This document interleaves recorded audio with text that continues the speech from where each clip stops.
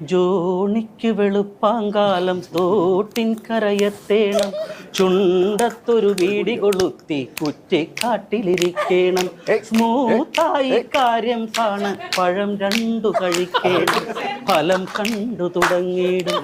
ജോണിക്ക് വെളുപ്പാങ്കാലം തോട്ടിൻ കരയത്തേണം, ചുണ്ടത്തൊരു വീടി കൊളുത്തി കുറ്റിക്കാട്ടിലിരിക്കണം, പാലു വിൽക്കണ സോമനാ വഴി ചുമ്മാതെ നടക്കുമ്പോൾ കുറ്റിക്കാട്ടിലൊളിച്ചിരിക്കണ ജോണിയെ കണ്ടു.